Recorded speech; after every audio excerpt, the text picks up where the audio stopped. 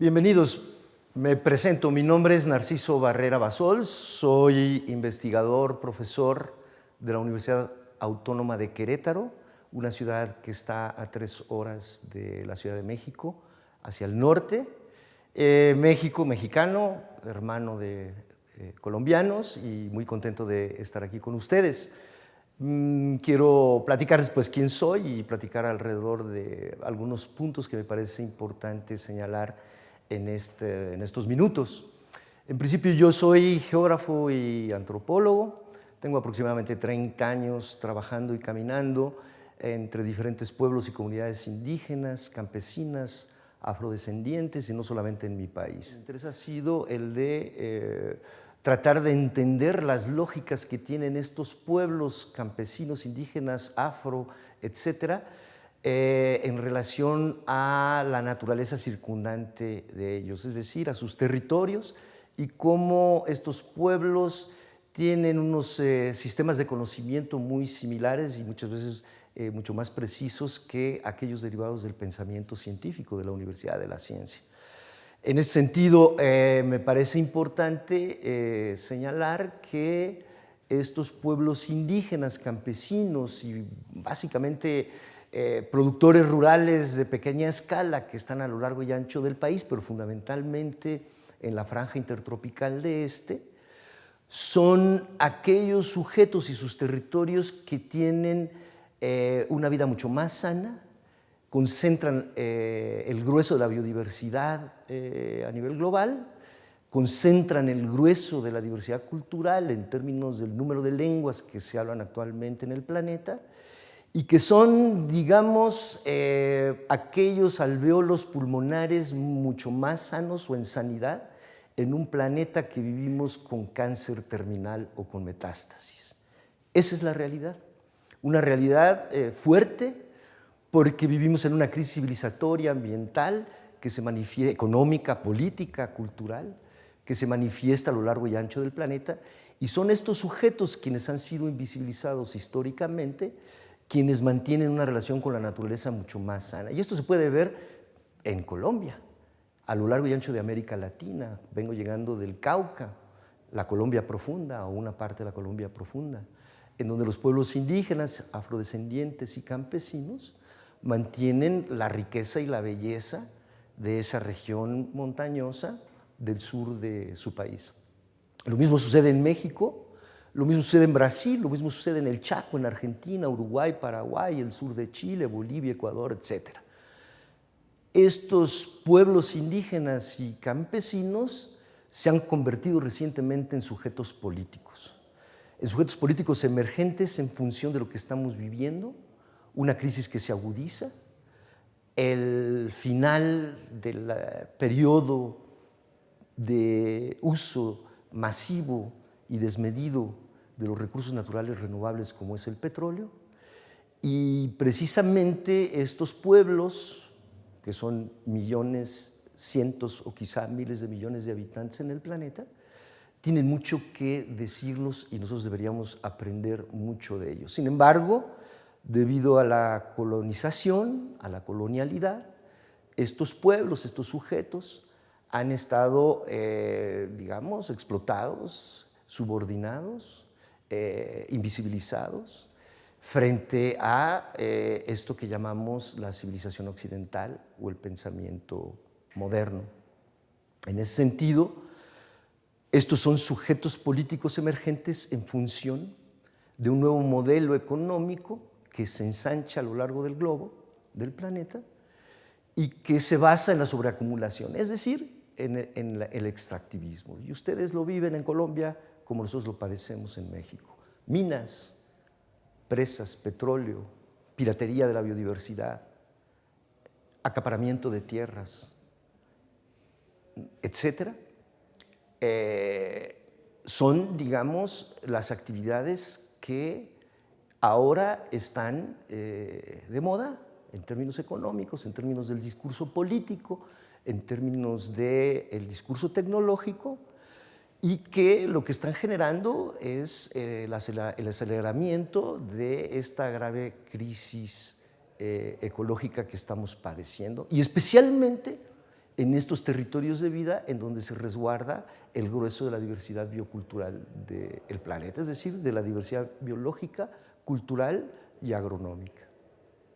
De esta manera, tanto aquí como a lo largo y ancho del subcontinente de América Latina, estamos viendo vivir un renacimiento de movimientos sociales reivindicativos en función de los procesos de degradación y extractivismo que se dan en sus territorios. Territorios de vida o territorios de muerte.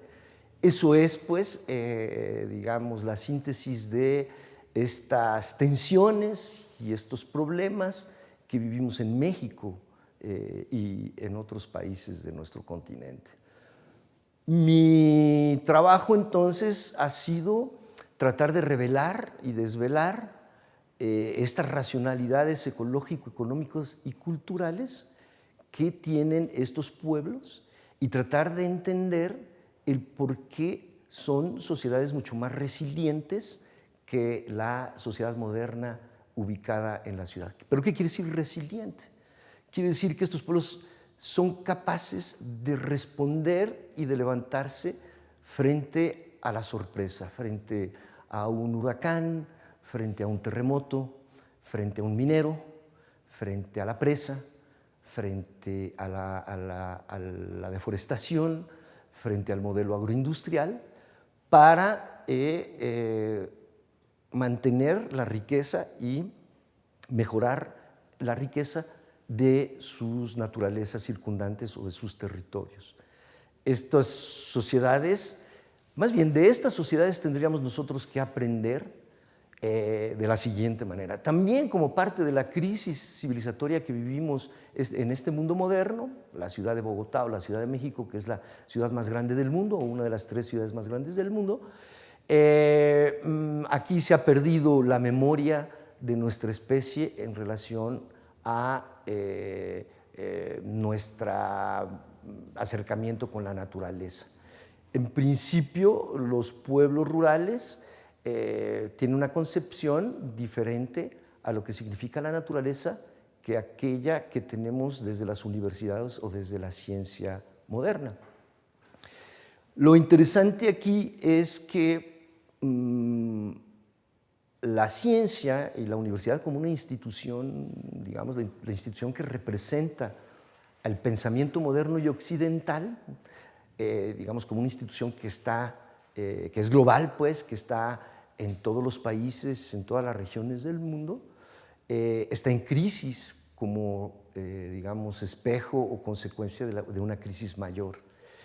Y en ese sentido, ¿qué papel debería jugar la universidad y los científicos para establecer un nuevo diálogo con estos sujetos que han sido explotados y subordinados? Yo diría que hay 3 actores políticos emergentes en el planeta. Uno son las mujeres.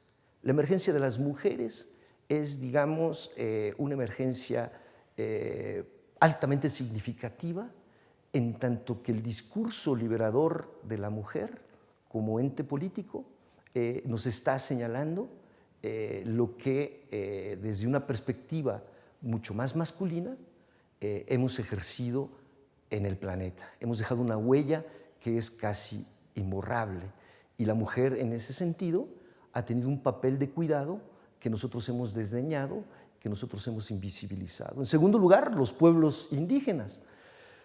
Caminar por el Colombia rural es caminar por todas estas experiencias que nos están mostrando la riqueza que ha sido ocultada por esta racionalidad científica, política y cultural. Y estos sujetos se levantan para decir, uno, ya basta, y segundo, para defender sus territorios de vida. Y tercero, los movimientos sociales urbanos, que en buena medida estos movimientos de las periferias de las grandes ciudades como Bogotá, como Sao Paulo, como la Ciudad de México y muchas otras, están, digamos, levantándose y construyendo una nueva subjetividad política, una nueva reflexividad en torno a las necesidades que se requieren para una vida digna. Aquí la palabra dignidad es fundamental y esto es por lo que luchan estos pueblos. En principio creo que la universidad como institución, digamos, como la institución del saber, que basa toda su capacidad para orientar estos procesos civilizatorios de la modernidad de Occidente, tiene tres problemas actuales. Un primer problema es el problema de la legitimidad. Cada vez la ciencia es más cuestionada por la opinión pública, debido precisamente a que en buena medida el aparato de la ciencia o los científicos y sus actividades y sus propuestas han generado más problemas que resuelto estos. Entonces, la opinión pública hoy cuestiona la legitimidad de la ciencia en función del cambio climático, en función de los problemas que vivimos de degradación ambiental. En segundo lugar, tiene una crisis de representación.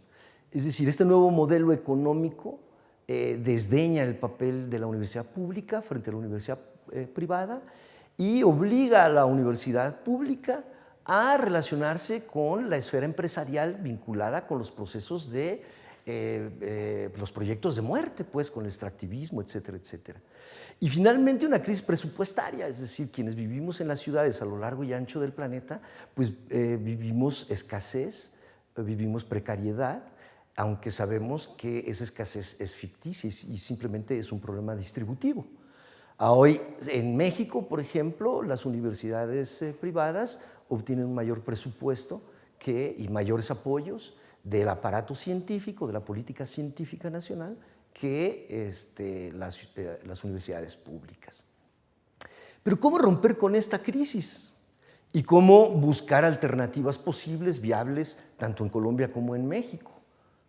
Tendríamos que descentrar el poder que tiene la institución, la universidad como institución, y el poder que tienen los científicos, y este descentramiento del poder llevaría a tres fórmulas que no son mías, son del portugués, el sociólogo portugués Boaventura de Sousa Santos, del cual retomo estas ideas principales. Uno, aceptar que tanto científicos como los que no han sido privilegiados en la universidad, es decir, los otros, es decir, los pueblos indígenas, campesinos, afrodescendientes, mujeres, es decir, los habitantes del agro, son tan ignorantes como nosotros respecto a, digamos, las experiencias que han tenido. El hecho de que los científicos nos aceptemos como ignorantes, que volteemos a ver a los otros sujetos políticos para dialogar con ellos y aprender de ellos, nos permitiría, en esa ignorancia que todos nosotros tenemos respecto a la realidad o a las muchas realidades que existen, ser menos incompletos. Una ecología de saberes que nos permitiría dialogar de manera horizontal y democrática para resolver nuestros problemas, haciendo crecer nuestras competencias. Y esto en función de que no habrá justicia global si no hay una justicia cognitiva. En la medida en que nosotros aceptemos que somos tan ignorantes como los otros, pero que también tenemos una experiencia que podemos